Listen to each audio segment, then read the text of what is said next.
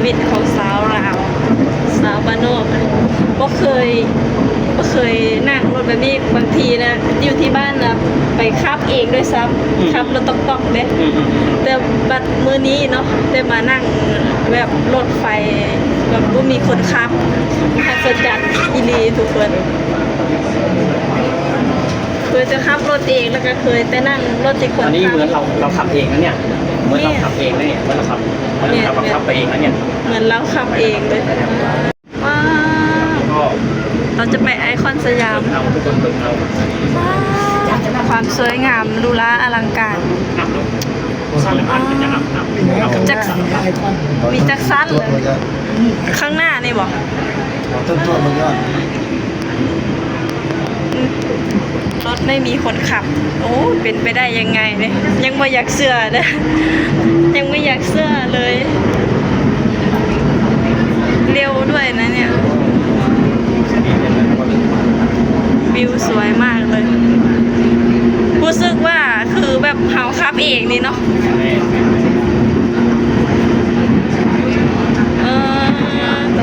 ได้ยินแต่เขาไอ้ต้นเว้าว่ารถไฟไม่มีคนขับเป็นไอคอนโอ้ไอคอนดูแลอลังการที่สุดเลยทุกคนICS ก็มีโอ้ว้าวสุดยอดจริงๆถึงแล้วบอก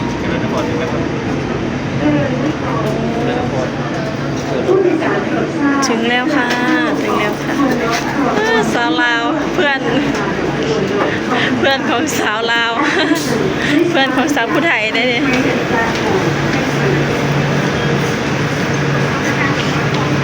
เป็นจังได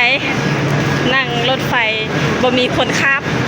ก็แทบบ่เชื่อในสายตาเลยแม่นบ่มีคนขับบ่แม่นอันนี้ก็ยังอึ้งพูดได้ดิพูดได้หรอ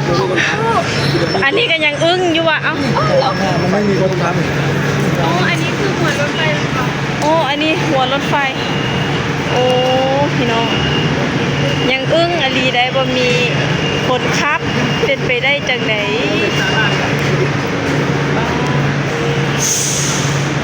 อึ้งคักอึ้งเนี่ยพี่น้องถึงไอคอนสยามแล้วทุกค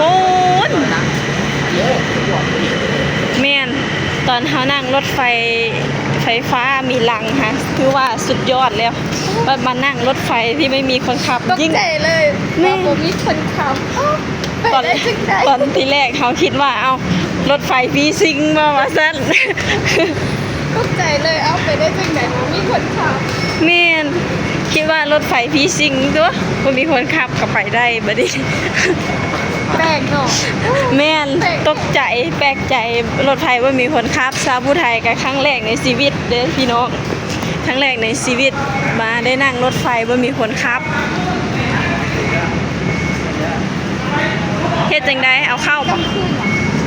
เสียบเข้าเลยเสียบบ่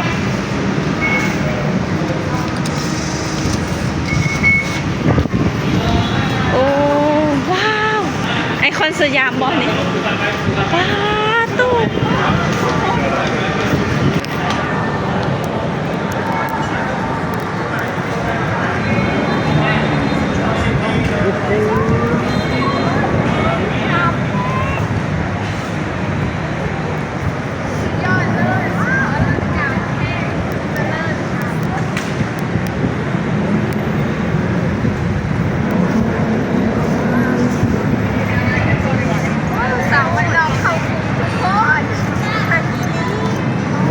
เป็นไงสองสาว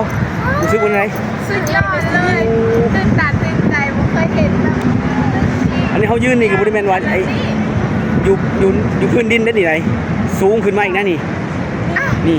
บริเวณพื้นดินได้ไหนนี่มาเบิ้งไปนี่ยางไปนี่ไปพาไปเบิ้งนี่ไปเบิ้งฮะยางไปหันไปเบิ้งที่ได้หูว่าแมนบอกคิดว่าอยู่พื้นดินดีคิดว่าอยู่พื้นดินได้ทุกคน เป็นยังไง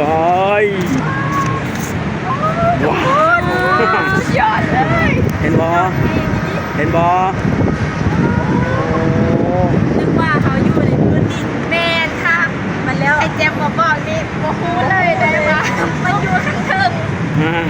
ยอดเลย เอ้ยเห็นบ่ ตื่นเต้นแห้งจนตื่นเต้นจนโตสั่นบ่คิดว่าสิไม่ได้มานั่งรถไฟบ่คิดว่าสิได้มาเที่ยวแบบนี้ทุกคน คิดว่า สิมาเฮ็ดไอคอนสยามแบบใหญ่อลังการ บ่เคยคิดว่าสิได้มา บ่เคยคิดว่าสิได้สัมผัสจริงๆมันบ่ล่ะ แม่ ก็บ่เคยคิดว่าสิได้มาสิได้เฮ็ดแบบนี้นะ ได้มาสัมผัสตัวจริงแล้วแบบโอ้งาม ต้องขอบคุณประเทศไทยนะที่เพิ่นมีให้เฮาได้เบิ่งนํนี่ แม่ ขอบคุณประเทศไทยหลาย เฮานี่ได้รับคือจริงๆแล้วเพิ่นเฮ็ดให้บ้านเมืองเพิ่นแหละ แต่ว่าเฮาได้รับอานิสงส์ด้วยได้มาดูได้มาชมนํเพิ่นโอ้มาเที่ยว น่าตื่นตาตื่นใจที่สุดเลย ยอดเพลง นี่แหละความเจริญของแท้ความเจริญของจริงนะนี่ความเจริญของแท้คือแบบนี้ ตื่นเต้นจนมือเย็นตัวสั่น ตัวบ่ถึกเลยทุกคน ฉันอึ้งเลยว่ายังบ่ออกบ่แม่นบ่ถึง รุนเรื่องทุกคนเบิ่งดูว้าวคุณน่ะคุณ ยอดเลย ว้าวแบบแงนสุดเลยก็ยังแบบบ่สุดเนาะสูงแฮงไปเฮาเข้าไปในห้างกันดีกว่าไปเข้าไปในห้างกันดีกว่า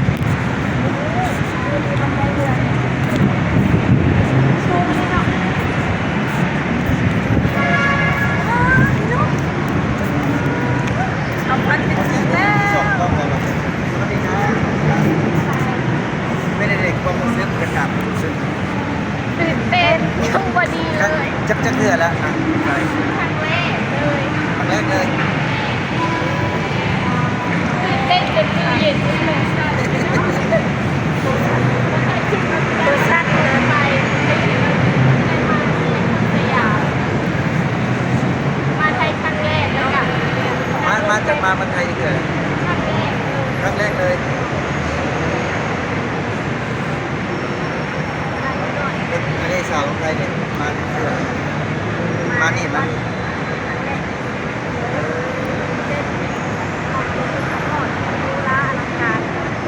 วันนี้ไอ้เจ้ามันจะไปเบิ่ง ฮะ มันจะเข้าไปเบิ่ง เดี๋ยวเข้าไปเบิ่งข้างในก่อนเดี๋ยวจะพาแบบน้องๆตะลึงกับสุดยอดของห้างสรรพสินค้าที่แบบใหญ่อลังการเลยหรูหราที่สุดเลยแหละในภูมิภาคเลยนะนี่ นะ ห้างนี้แบบใหญ่ระดับภูมิภาคเลยเด้ มันจะสั้นนี่ โอ้หลายน่าจะตรงนี้น่าจะมันมีตึกตัวหนึ่งนะที่สูงที่สุดในตัวหัวตรงนี้หรือตัวนั้นสูงที่สุดในประเทศไทยอ่ะ ตอนนี้มันอยู่ชั้น ประมาณสั้นที่3ตอนนี้ครับ เดี๋ยวเราต้องไป ชั้นสาม